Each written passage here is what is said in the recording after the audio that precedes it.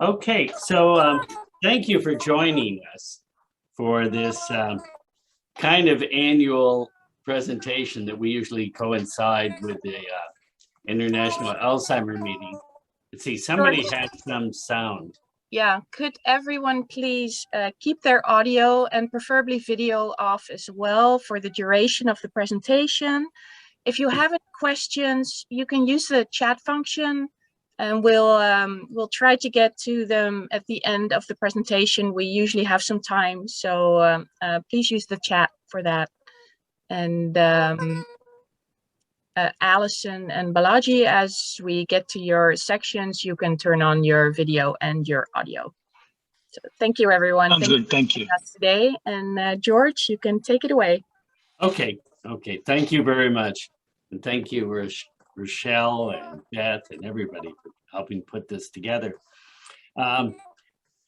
Sorry we're not able to meet. Hopefully by next year, we'll be able to have this meeting in person coinciding with the International Alzheimer meeting.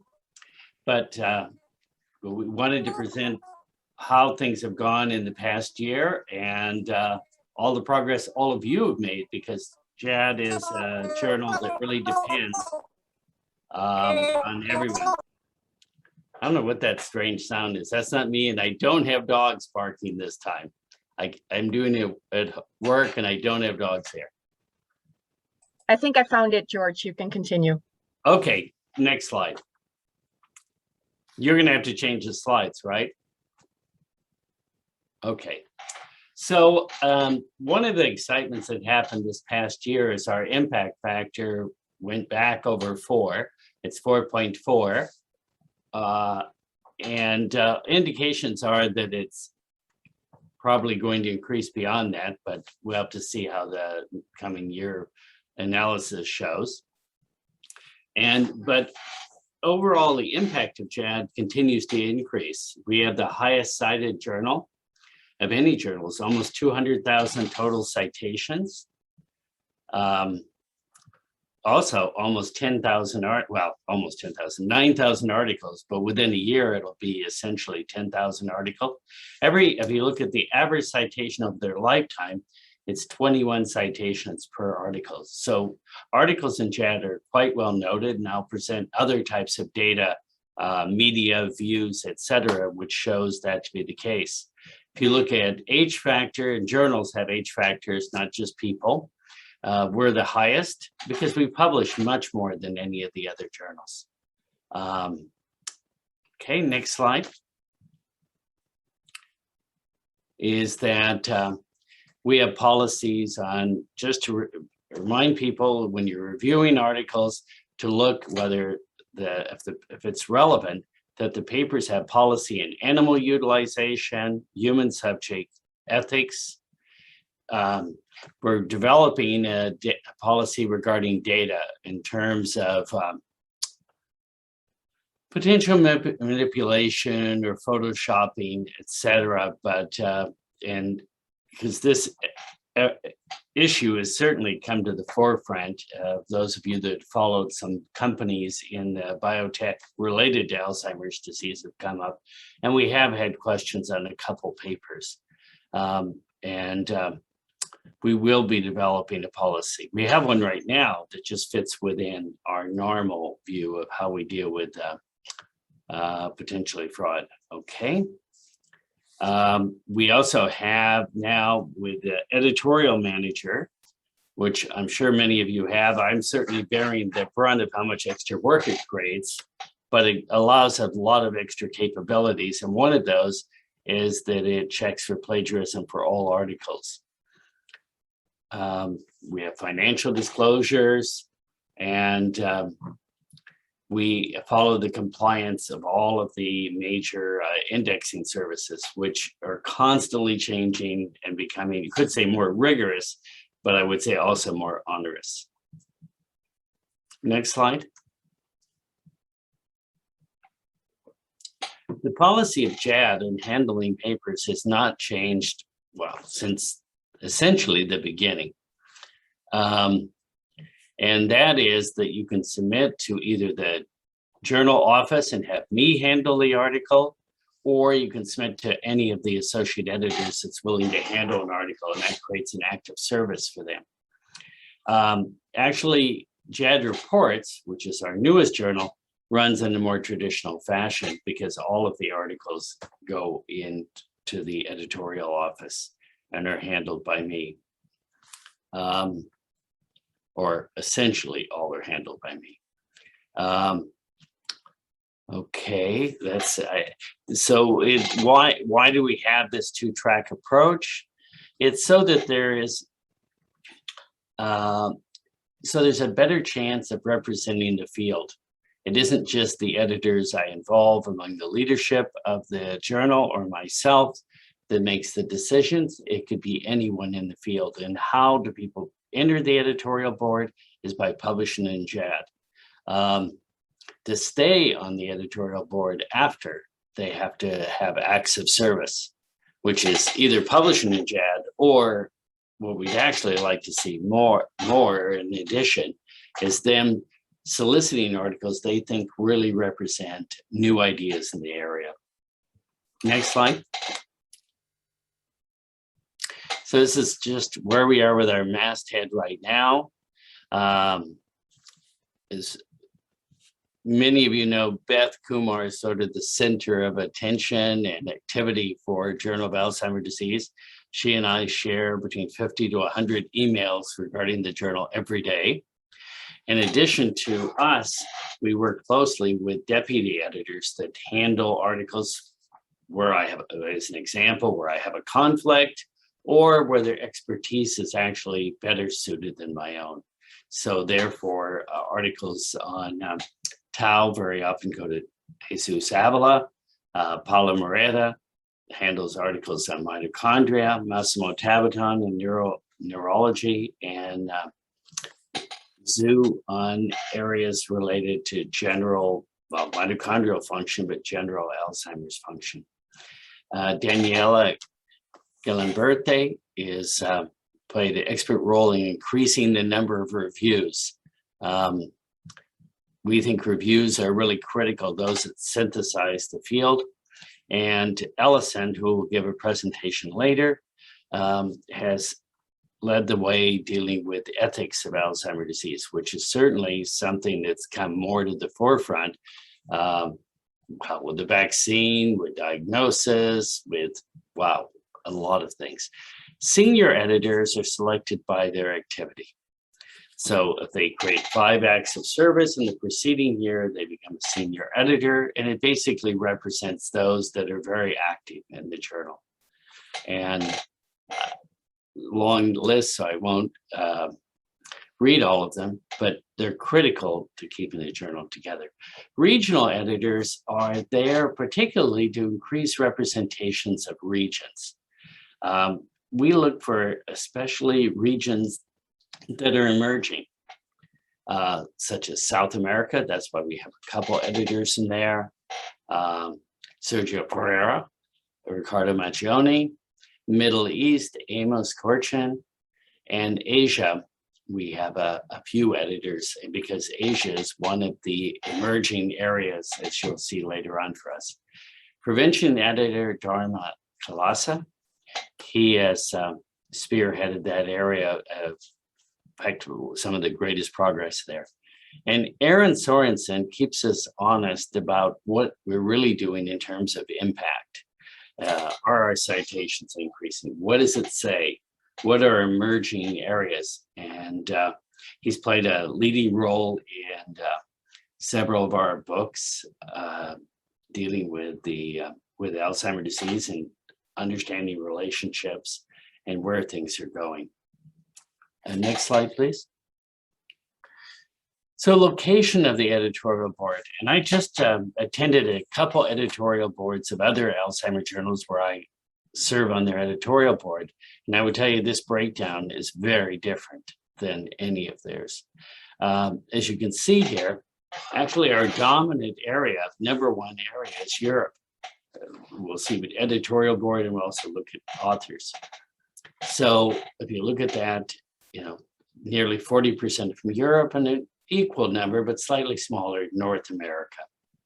South America is, and I'll have more about this, is about 2.5%, a few percent Caribbean, and Asia is 19.3%. Okay. Want to recognize the top reviewers, which is slightly different than the editing. Wes Ashford, Ralph Buchert, Dr. Gia, Paula Moreta, and Cyrus Rajing. Thank you very much. It's really helpful to be able to have highly qualified reviewers be able to go over things and do it in a rapid fashion. And then the slightly different thing is acts of service. That's how people become senior editors. But these are exemplary people. Dr. Zhu, Yu, Lowenstein, Bondi, Gia, and Ralph Martins have played a major role in recruiting articles and having diversity of ideas among our publications. Remember, an act of service does not mean that the article is accepted. You handle an article, you get credit for it, whether it's accepted or not. Next slide, please. Then, where are authors located? And there's always an imprecision of this because of, which author you're looking at, et cetera, and we're looking at the corresponding. But you'll see here that Europe, again, is a dominant place, about 40%, as where North America is about 30%. And Asia, which will have a little bit more, certainly Asia is one of our biggest growth areas, is about 25%. Okay, and these are the breakdown. You can see that in number of articles, other 3 years, 3 years. Okay, anyway, that there's been a big increase in Asia, more than other areas. And not surprising, Asia is putting the second largest amount of funding into the Alzheimer field. And we, since our major goal is to represent the field rather than focusing on impact factor, and that doesn't mean I don't pay attention to impact factor, I do. I really put a major effort in to try to get representation from the Middle East, from Africa, et cetera. And you can see there's a few percent from Africa there. And that was true for our editors also. Next slide. As I said, I am interested in citations. Our impact factor is much lower than Alzheimer and dementia, but let's look, where do we get our citations? Number one place is an MD-PI journal. And it's important to note that this isn't always the same. At some points it's been +1, sometimes it's Frontiers, etc. But at this point, this International Journal of Molecular Sciences is a major contributor, as well as Frontiers and Alzheimer and Research and Therapy and Alzheimer and Dementia, Scientific Reports, etc. Those are the major ones contributing to us. Next slide. And with COVID, there was a major increase in number of articles submitted. I mentioned that during our last presentation. But you can see that our acceptance rate has been, well, relatively constant at about 50%. But look at the submissions. They really boosted up over this period. So now, in the past year, that's 2020 that's completed, we published 815 papers. So this is the received versus the accepted. It went down a little bit, but it stays approximately 50%. And there may have been a little bit of a drop in recent times, not drop below where we were, but not the, soon as COVID set in, seems like everybody went to writing papers and we had this major boost, which we were super excited about. And we adjusted the journal accordingly, having a little bit thicker issues, et cetera, to be able to publish it, all of it. And next slide, please. In terms of how many people are picking open access, it's increased a slight bit. This is from JAD, not from JAD reports. Okay, so right now it's about 20% of papers are taking the open access option, and there's an additional charge for that. Okay, next slide. And turnaround time probably dropped during COVID because, at least myself, I was working from home and I worked on JAD a couple times a day rather than just once a day. My normal routine is to work in JAD in the evening and maybe in the morning, but that depends on the day. But most of them just in the evening is where, when I was at home with COVID, I was doing JAD 3 times a day, and that probably moved things down a bit, a few days. Will it go up a bit? I don't know. I think now the biggest issue is how editorial manager makes it a little bit slower to process papers, but has more capability.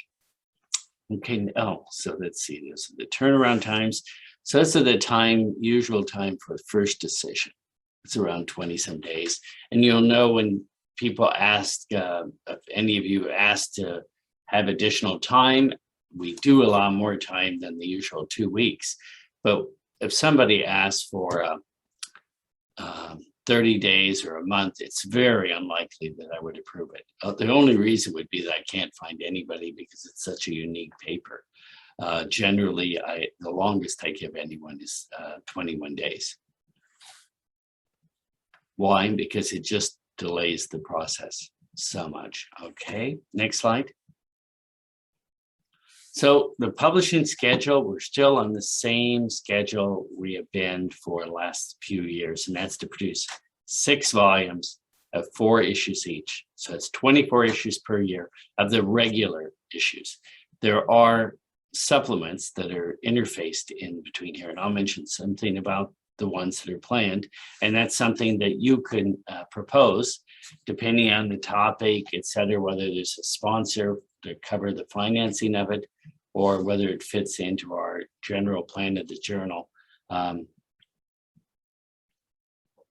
All of that's open to negotiation with iOS Press and myself, but that's the plan. So that means that JAD in the print version, which I don't know how many of you see, I see, we get a new issue every 2 weeks of about 30 to 35 articles.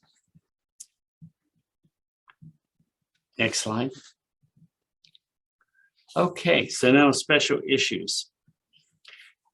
And I'll talk about the ones we've completed. We completed a handbook, which is a handbook draws from the contents of JAD, and the contents are spread throughout the numerous issues we publish. And then they're collated together into a book. And generally it's a topic that's hot at the time we're putting it together, hot in the sense that there's a lot of interest, it's emerging. And the one we just completed was on air pollution, which is an emerging topic, with some people thinking that air pollution is a 30% contributor to Alzheimer's disease, but there's general agreement it's an important contributor. So Liliana Calderon put this issue together and issue a handbook, and it's volume 8 of the handbook series. We also had mini forums, which are smaller collections that are embedded in regular issues. And this was in digital neuropsychological assessment, state of the art here, an area that's emerging, an area that some of our primary editors know a lot about. That's Wes Ashford. I should mention in terms of this handbooks, I series editors myself and Wes Ashford, who assists with that. And we also did a supplement focused on South America. We're trying to get various regions of the world. We would like to have one featuring issues in Africa, but trying to identify the right context has not been so easy. But this one focused on Latin America, and it was edited by prominent scientists within Latin America. The other that just came out, it had a press release about it, is photomodulation of the brain, light therapy of various types. And this has been a super hot area in which people have done just general stimulation with lasers to having certain rhythms of light, etc. Supplements that are coming. There's subjective memory impairment, Roberto Monstero is putting together. Dr. Passanetti has been working and has probably near complete a handbook dealing with the microbiome. And Dr. Babiloni, was on the conversation earlier, is doing work on brain overexcitation in EEG. And I know EEG has been something that people have been trying to work on in terms of being able to use it for clinical assessment and therapeutics, as opposed to the more invasive type approaches. Next slide, please. So as that goes, please feel free to propose different ideas. I will be working on one, and can we go back? Let me see, I think I missed one thing. Oh, we took it off here. Anyway, we will be working on one on prevention. Prevention therapeutics. So we also did something, and we can do this in different regions of the world, even as we look forward if people propose it, where we wanted to increase our representation from South America. And we did this as proposed actually by Sergio Pereira, is that we waive the publication charges for South American authors for a period. And you can see the articles that were submitted. Many were from Brazil, but they also had articles from Chile, Colombia, and Peru. 27 articles were submitted, and a few were, not all of them were accepted, but 18 were. A couple are still pending. Okay, so, as I said, I would love to be able to do something like this from Africa, but it's also important to have a base there to be able to promote it. Okay, next slide, please. Okay, Allison is our ethics editor. Allison, I see you there. Okay, why don't you present all this? Thanks, George. Thank you so much for your support. So traditionally, ethics review, or our ethics section, when we receive an article, we ask reviewers to submit a response to identify, they have the opportunity to identify a topic that the original author might not have considered, and then the original authors write a response. And we've, over the years, and especially this year, received so many wonderful ethics-related articles. I've stepped back from that, but please feel like you're welcome to do that.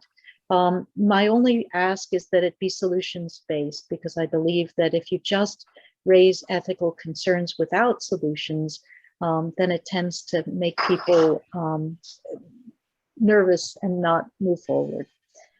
So a lot of the big events this year are around biomarkers. And so here are just a few of the papers on dementia risk evidence. There's a wonderful paper by Anya Snyder on the use of CSF biomarkers in MCI and subjective cognitive impairment. There has Ida Rustund talked about a protocol that incorporates psychosocial, ethical, and legal aspects. And then when you give people this risk information, it's often very helpful to give them something to do about it. Now that we have a aducanumab, this has changed, but a lot of the primary prevention work introduces ethical issues that were beautifully handled this year. And so the work out of Kirk Doffner's group, Promoting Successful Cognitive Aging, talks about the level of evidence for each of them. And then the Horsecutter article talks about while it may introduce well-being, there are also burdens with longitudinal efforts that may not pay off. And then the McCone article on the larger landscape of balancing societal needs. And then, of course, the elephant in the room is COVID. There was a very nice article on the lived experiences, and we've lost a lot of dementia patients this year. Next article. So very important issues around COVID. Next slide. Can we go to the next? Yes. So call for papers. With the aducanumab and increasing therapies, and now plasma biomarker with amyloid introduces new ethical issues. So I welcome submissions. We'd like to do a mini forum. And next slide. Next slide, please. And so join us. We meet monthly. I co-lead this group and also a subgroup on ethical legal issues in communicating dementia risk. We have a lot of people who are submitting JAD papers and contributing to this, and we'd like to turn this around relatively soon because things are changing so fast. The ethical dilemma introduced by the approval of aducanumab has really changed the landscape. We also have people from NIA helping us develop decision tools. So for example, the ADORE website has a PET decision tool as to whether you want to decide to have amyloid PET, and working on a plasma biomarker one. So join us, we meet monthly, reach out to me, and you can participate in helping guide this. So thank you, George.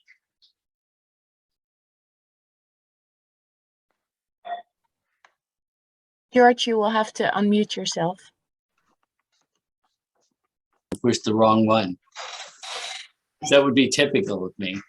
Okay, next slide, please. Thank you very much, Allison. These issues really have come more and more to the forefront, and I know several of our editors are very interested in this. I mean, notable is Peter Whitehouse, who's written a whole book on this issue, American Dementia, that I wrote a review for. And I think it's going to become more and more with Aduhelm and other drugs being approved and more biomarkers. So the citations are led, citations are not evenly or normally distributed. In other words, a few articles really dominate the scene. The same article that's been at the top, is stated at the top, Susan De La Monte's work on type 3 diabetes, which was, that term was coined in JAD. But some new articles have moved up, and you can see those listed here. There are lots of interesting topics dealing with insulin. I mean, there's 3 of them on that topic. Yes, is there a question? Yeah. Oh, okay. Okay, so anyway, some of them are medal winners, etc. Next slide, please. Okay, so in the more recent time, which articles are really being noted, not just the history of 20 plus years, is COVID has been really a hot area. A review we had in 2020 has already had 105 citations. Air pollution has been really well cited also. And there's another COVID paper, where is it, down here? Cummings paper about treatment. The ones he has for Alzheimer's dementia get thousands of citations, but here also it got 92 citations. But you see in many different areas, papers that are well cited and highly interesting topics. Next slide. Viewing of a topic, and we're going to talk more about some aspects of that. The citation is something that usually appears later, although those articles we just talked about were highly cited in the first year or so. Viewing happens immediately, and it happens in this case to be the COVID article. It was highly noted right in the beginning. But articles on other topics are highly noted, such as aluminum, Exley's work,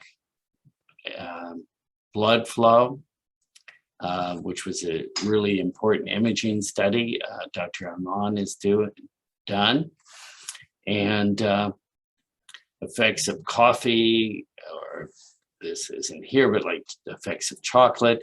So the effects of diet, effects of things that affect people all over the place, lead to a tremendous amount of viewing and impact in media. Okay, next slide, please. And these, when we first started publishing COVID, we knew that there was an effect of cognition in COVID, but the links of Alzheimer's disease and COVID are still emerging. The fact that some estimates are that 25 to 40% of people that died of COVID may have, that died of COVID may have had Alzheimer's disease. Unfortunately, the United States has not been a beacon for providing very good data in this area. It's been other countries. England notably is estimated at 25%, but it's certainly understudied. But there are some very, very recent articles that have looked at mechanism, et cetera, or the way in which people are treated in nursing homes or other types of assisted living environments. Okay, so these are some of the articles we've published in COVID. Next slide, please. Oh, and we made all of the COVID papers at no charge freely available. So they're accessible at no additional charge to authors. So the book series, the one that just was completed this year, is on air pollution. And maybe some of you noted that there was an article probably less than a year ago. Scientific American devoted quite a lot of topic to this because it's just such an emerging area. And then the Passanetti, which is in progress. And then the handbook, prevention and therapeutics. And something I'm working together with Aaron Sorensen. Next slide. So JAD Reports continues to grow. How does it grow? One is the number of views. You can see that we're getting 34,000 views in the past year to date, as where last year we got 26 for the whole year. Number of articles, we have like 70 so far, as where last year we had about 50. So the number of articles are there. The citations, some of the articles are well cited, like 50, 45, 31. And we've made several indexing. I know that's a big issue for many authors. And we've made it to PubMed Central, which is not PubMed, but the articles are indexed in PubMed.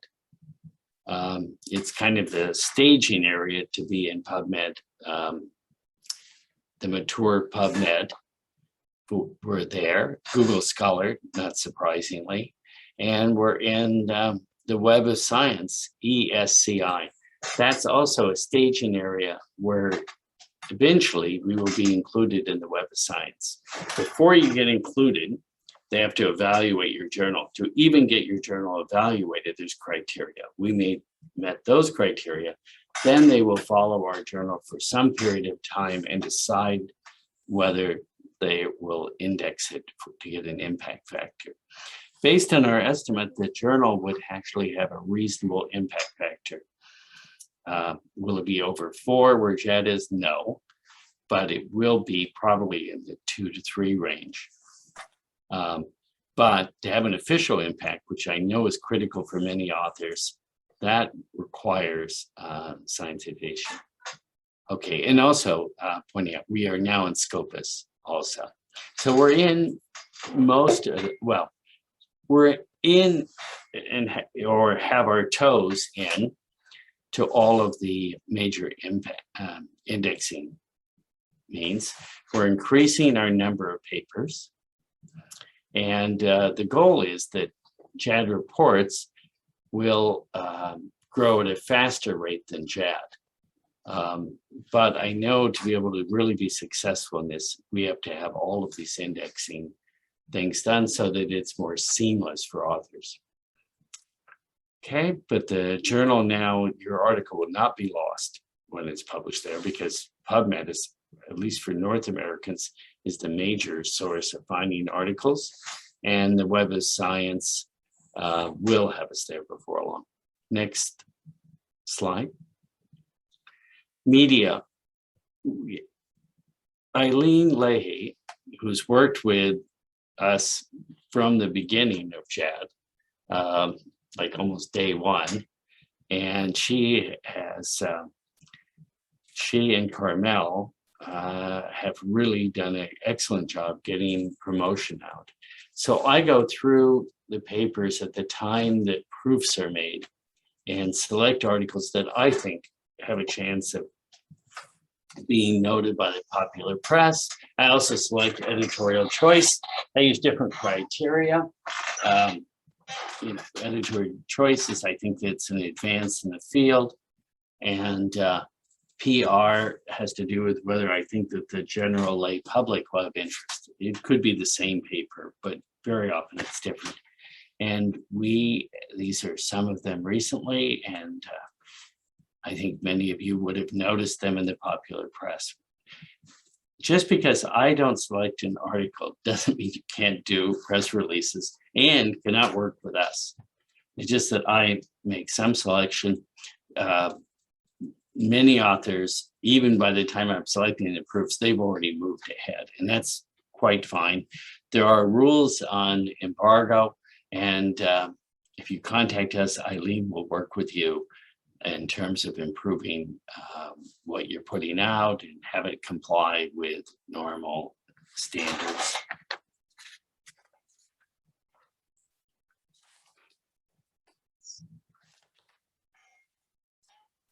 Next slide, please. So which articles have had the most press releases? Well, press releases are evaluated also, and that's the Altimetric score. So COVID leads the pack there with an Altimetric score of the top article from last year of 724. Diet, exercise, body weight, aluminum. These are all things that the public has a strong interest in knowing about, and that's usually what I focus on. Remember, I'm one person, so my pedestrian interest of looking at it, you should, if you think your article has an interest to the broader public, we'd love to work with you to be able to get it out and having a broader influence and broader impact. Next slide, please. So these are some examples. We use Eureka Alert, which is from the American Association of Advancement of Science, to put it out. And you can see this article had a big impact, had impact throughout the world, maybe a little bit more in the US, but throughout the world it had an impact, especially I'm looking there, reminding myself those areas that were affected by COVID were especially impactful. Okay, next slide. The website.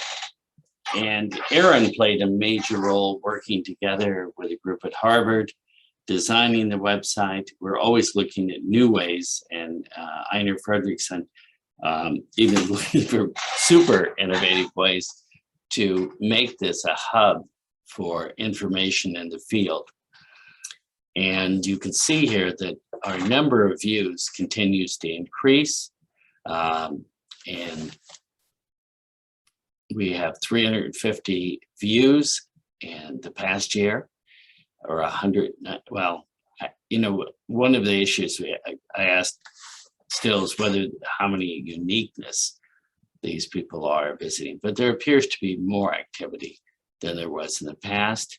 But we put at the forefront those articles that have been selected for editors. We also have editors blog. Love to have proposals for people to write them.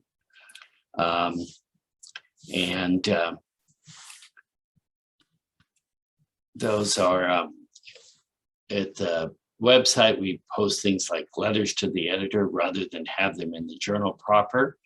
We also have editorial blogs, and we're looking about changing it that the blogs do not need to be exactly by the editor, but still working on that to have a broader scope. We'd like this website to be a place where people can really look as a resource, in some sense, like the ELS Forum was when it first began. Right now, I don't know if it really reflects the field so well. I think in the last decade it's been less so. But please write to me if you have ideas for blogs. Blogs can be comments about recent findings of others or recent findings of your own, putting in context. They can be reviews that are different than you might write for the journal proper. Peter wrote one of these recently, Peter Whitehouse. Many others of you have written them. So thank you very much. Next slide, please.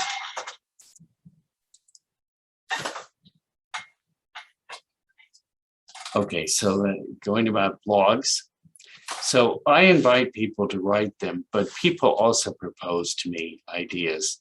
And what I look for in terms of proceeding on them is that I think it's a topic of broad interest, or at least an emerging topic.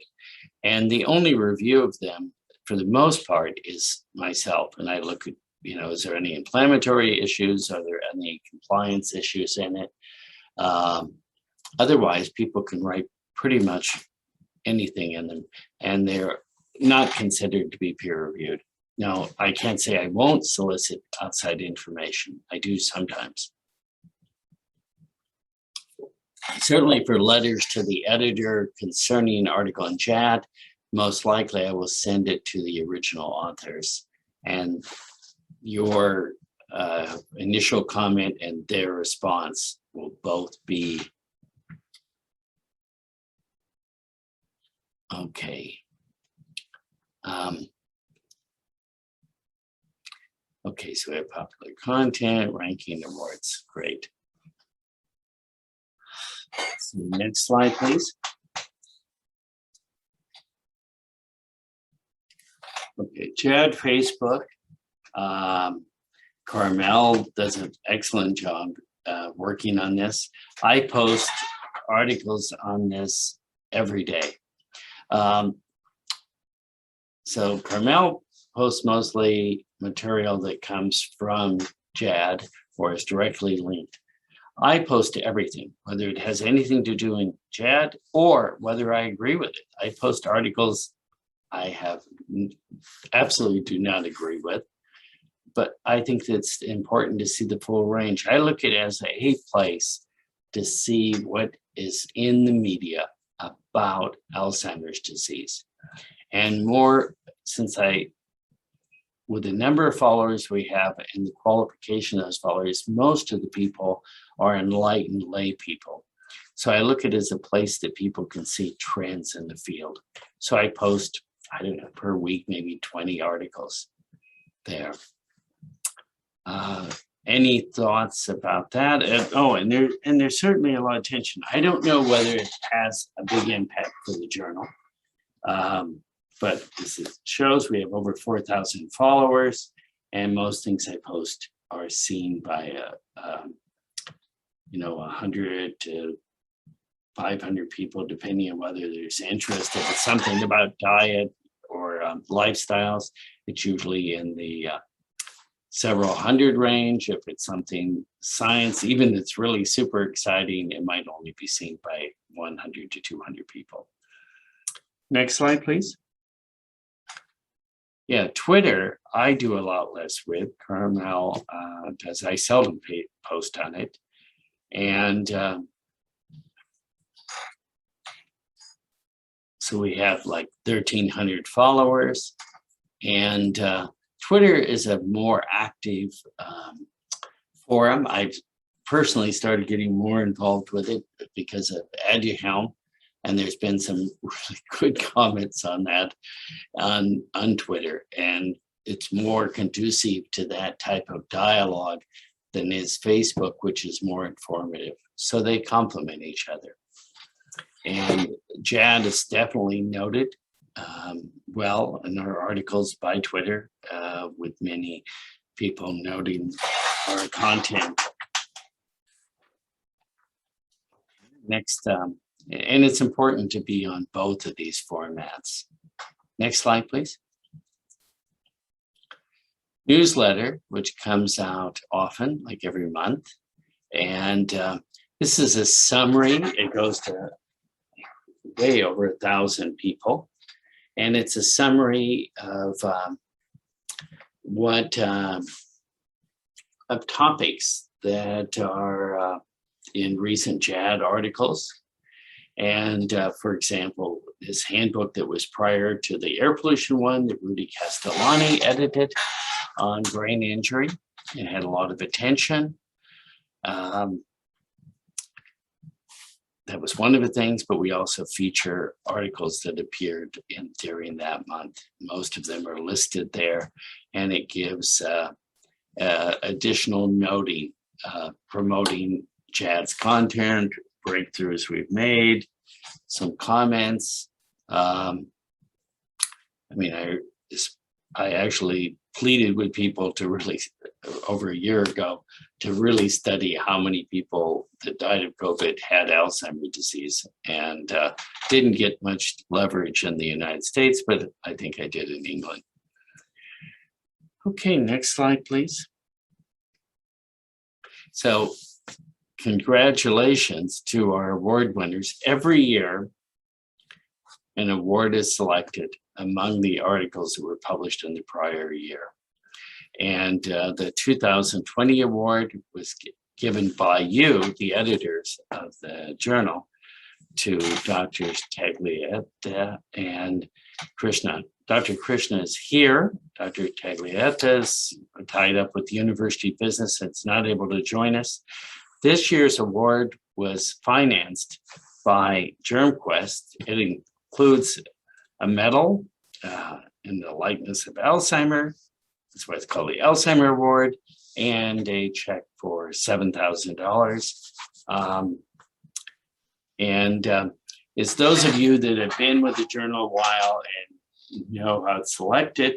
All the editors get to vote for the best article. There's been a move for many of the editors to lower the ballot away from 800. So there is some little bit of weaning down by the senior editors and deputy editors for a smaller slate, but all of the articles in the prior year are eligible to win. And so it's, in a sense, it's super democratic. I don't vote in this process. I did play a role this year in winning down the slate, mainly because it just needed to be shorter. No one wanted to read 800 articles. Dr. Krishna, Yes. I'd like you to say a few words. Congratulations also. And to Julio, Thank you. Please tell him I said hello. I'm sorry that he's not able to join us. Yes, I mean, he had made plans till last week, but something changed. Thank you, Dr. Perry. And on behalf of Dr. Taglalatela and myself, I would really like to thank all of you and gratefully acknowledge the significant distribution. So I am very, very thankful, and I would like to reiterate what we said in the statement, that we are very happy to receive this recognition and acknowledgement, and that's about it. You know, you might mention some of the things that were exciting about your paper. It brings together a lot of themes, important themes in Alzheimer's disease: tau, synaptic connections, oligomers. So certainly, I'd be very happy to. Very short, though, very short. Yeah, of course, I'll keep it very short. So this collaborative venture was with all of the active members of Mitchell Center. And what we were able to show was to take human clinical samples, look at the role of tau in patients that were considered as demented and non-demented, which were having all of the pathology, the A beta and tau pathology, but did not show cognitive deficits. And what we were able to show is there was functional improvement in their synaptic function, which is basically done using two different techniques: FAST-LTP, which was from my lab, and the heterologous expression in Xenopus oocytes that was done by Dr. Lima. And that's what was the significance of the paper, that not only we were able to show that tau was suppressed and synaptic resilience against tau was present, both when we looked at expression, but also functionally when we looked at synapses in these patients. So this was the important and exciting part for us, and we were grateful that it was acknowledged by JAD and the editors too. Yes, well, yes, it's, you know, hundreds of people participate, and your article is selected overwhelmingly by the hundreds of people that participate in the election. And I hope you'll participate next year in helping voting, all of you. Thank you. Thank you very much. Thank you. Congratulations. And Thank you. Next slide, please. Last one. So thank you very much for participating in this event this year. I'm sorry we couldn't serve lunch. We couldn't even give a chocolate, although I tried convincing Rochelle to send little drostas to everybody, but didn't get a long way. So you'll have to ask for them next time we physically meet, in addition to a full lunch. So there's no such thing as a free lunch, but there's not even a lunch here. But thank you so much for participating in this event, but even more so for continuing to support JAD. JAD depends on authors buying into the image of a journal that reflects the field, and it reflects the field all over the world. And the latest and best ideas, or most innovative ideas, and having a home for them. And we certainly are lucky to be able to have so many of you support those efforts. So I'm open for questions. So one thing that people may think about is the topics that they feel are unrepresented. So where do you feel we could step in? What do you think is missing? And that can be the smaller topics for review articles, or the larger topics for a handbook, or anything in between. So we'd love to have feedback. Yeah, I mean, the things don't have to have 30 articles and be in handbook. They can be a mini forum.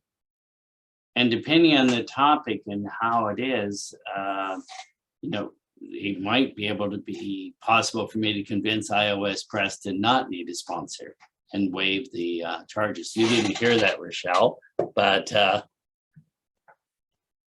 because we want to get those emerging topics that are just there. I mean, that's what Aaron helps us identify by doing citation analysis, but also having all of hundreds of you that are involved in the journal really can feed in new ideas.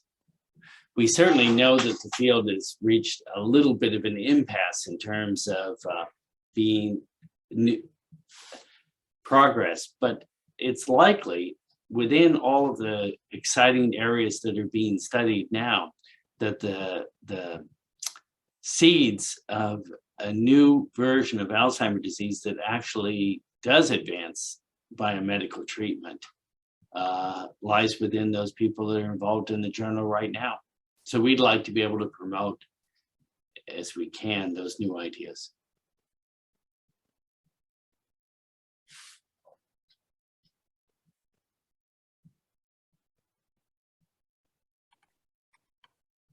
I think someone would like to ask a question. Oh, Gabrielle. Go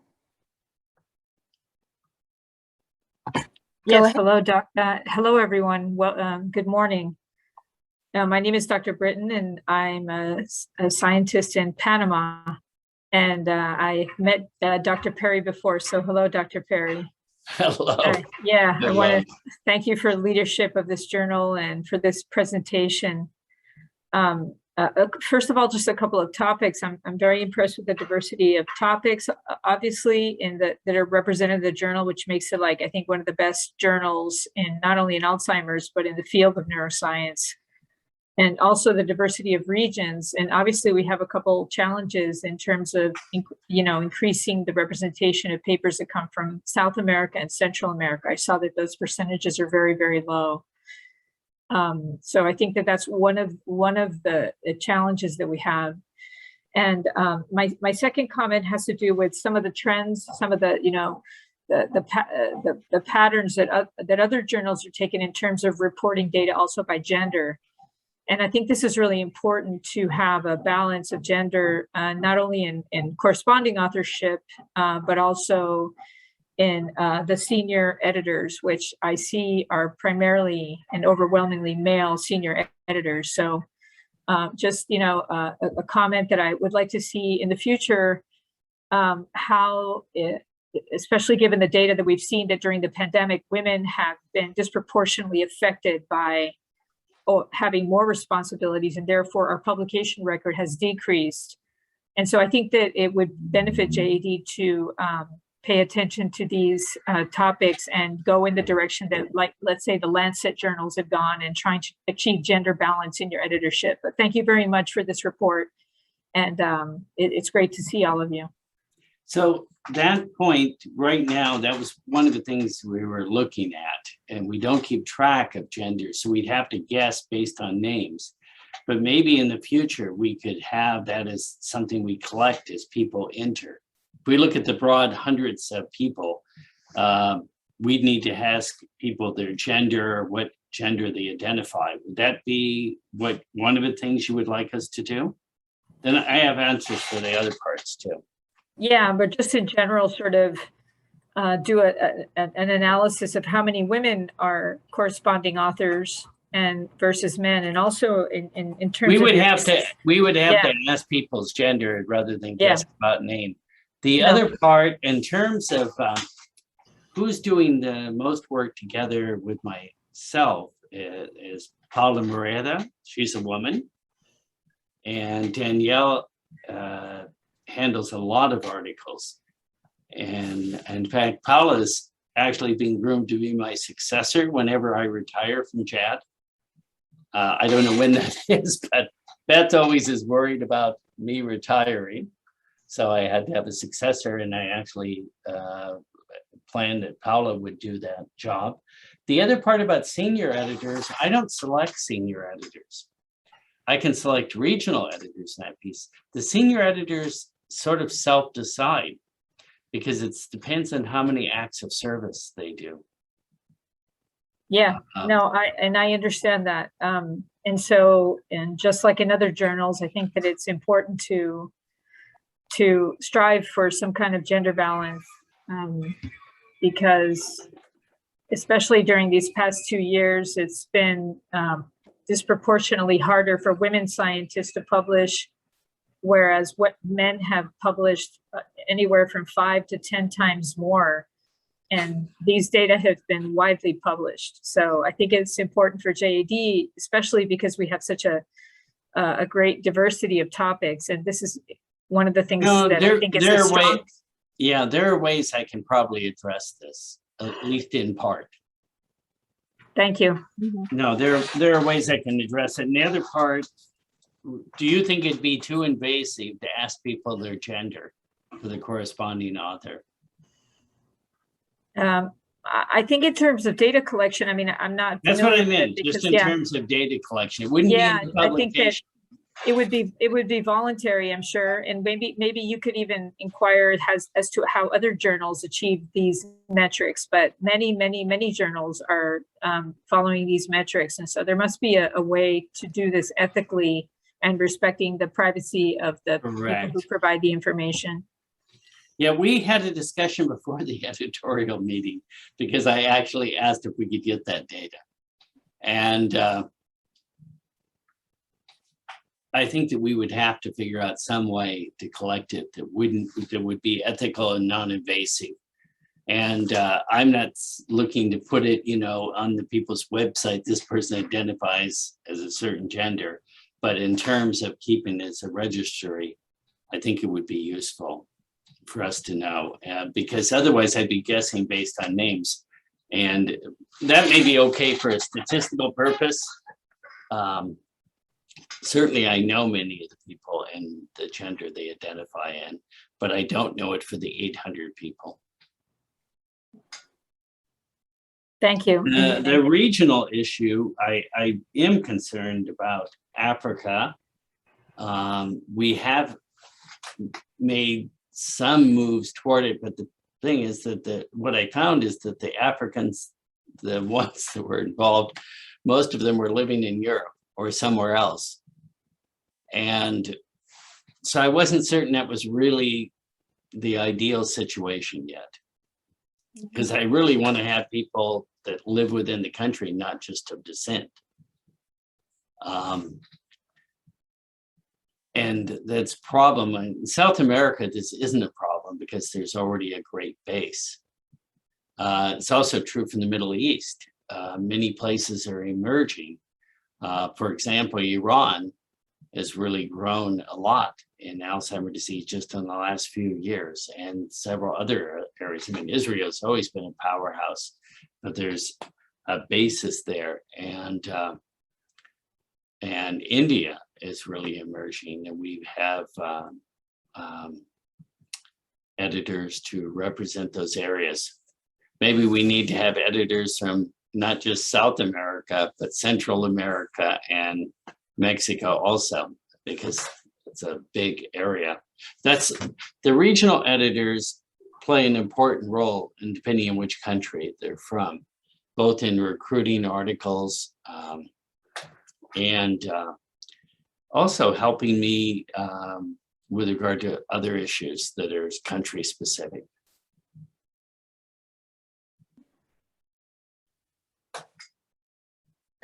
Well, George, Thank you. We've reached where we've gone over time. I don't see any Okay. more Yes, I questions. see 5 minutes. Great. If people want to send in their feedback privately, please feel free to do so. We'd love to hear from you. And I hope we'll see everyone again next year. Thank you for your time today. Thank you, George. Thank you. Okay, great. I'm just looking at the chats right now. Thank you very much for inviting me, Dr. Perry and Russell. So I greatly appreciate it. And thank you again. Yeah, and please send more exciting articles to JAD. Certainly, I'll do that. And you know, you can win again. You're not Looking forward to that. Bye for now. Thank you, everyone. Thank you, George. Thank you very much for everyone paying attention to the end.